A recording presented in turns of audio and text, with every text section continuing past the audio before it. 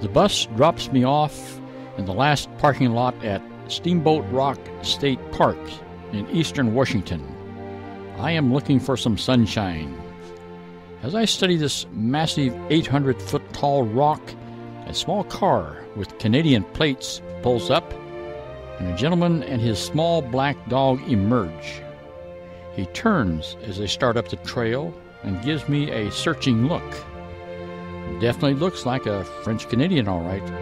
I pretend interest in the columnar basalt, but follow them at a discreet distance as they quickly mount the trail to the middle basin. No way am I going to be able to keep up with this dynamic duo.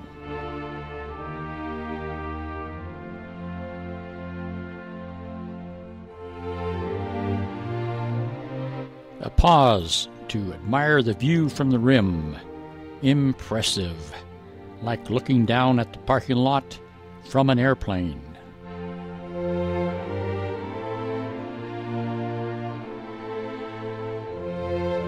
I overtake them as this guy turns out to be a serious nature photographer. On the trail leading along the rim, we strike up an acquaintance. His name is Don Beavon from Quebec. He points out where he would like to camp tonight on the sandy spit far below. As it warms up, he removes his green sweatshirt and sees how close he can get to the edge. It's a long way down, straight down.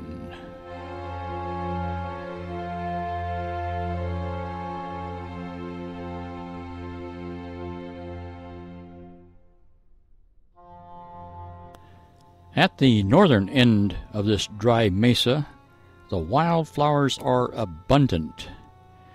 Even shooting stars that generally like moist ground are everywhere.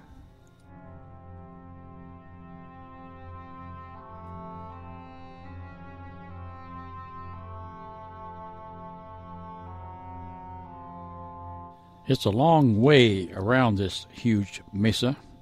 I would guess we are at least halfway. Don's small dog, Buster, is careful not to get too close to the edge. Smart dog.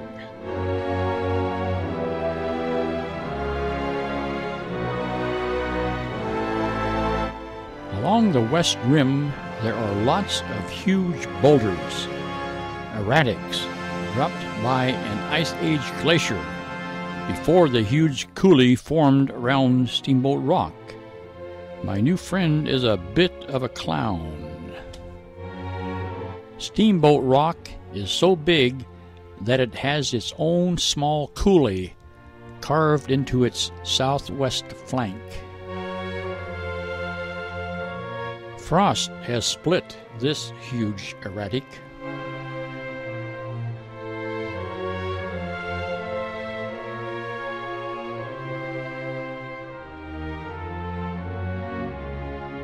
The views to the south from this huge boulder are spectacular, but Buster is not impressed. We have time to explore the eastern shore of Steamboat Rock, and then to swing out on the peninsula to pick out the spot where we will pitch our tents for the night.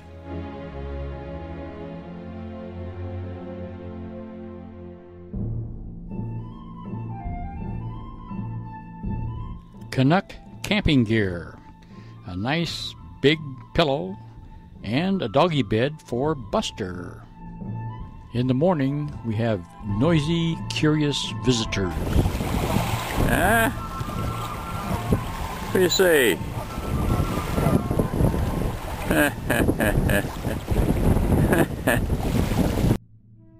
Don wants to run up and tour Grand Coulee Dam. Sounds good to me.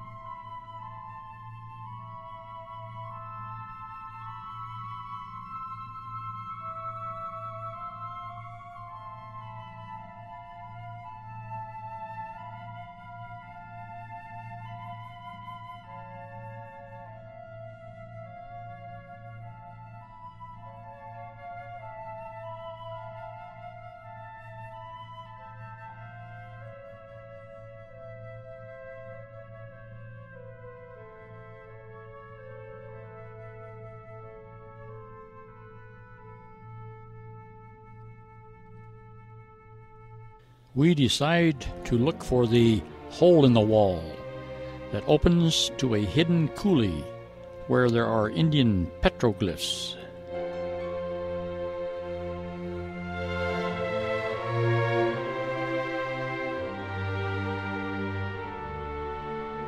There are accounts about other visitors getting lost in the maze of gullies. Don spots the solitudinal boulder on the far side of the coulee that has the petroglyphs. I pretend to see it and follow him into the maze. He and Buster adroitly steer their way across the rugged landscape, and about 45 minutes later, the solitudinal boulder, well, that's what one report called it, comes into plain view.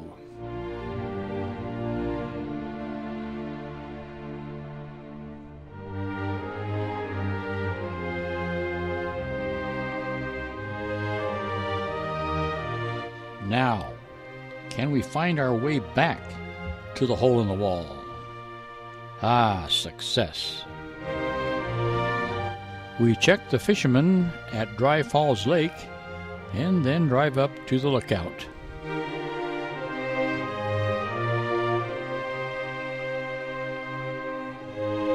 It is windy when we stop for lunch at Coulee City, and we have fun feeding the seagulls.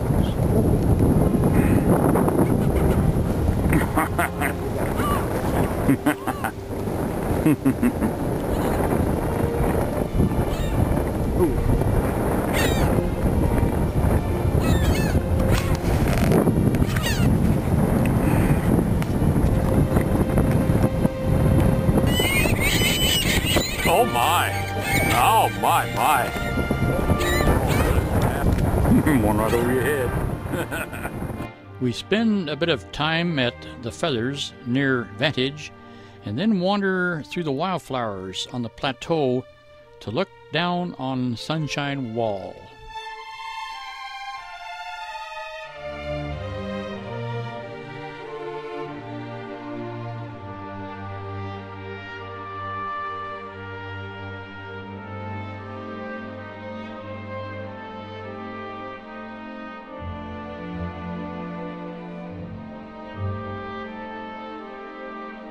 Before crossing the river, we check out the wild horses on the ridge.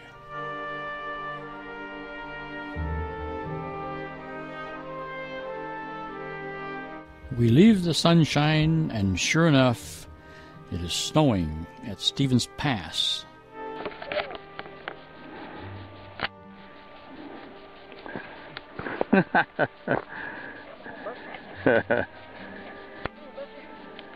Yeah, he's not too sure about that. What do you think, Pooch? What do you think there, bub? Then we pass the Mystery Mountain and on to Seattle.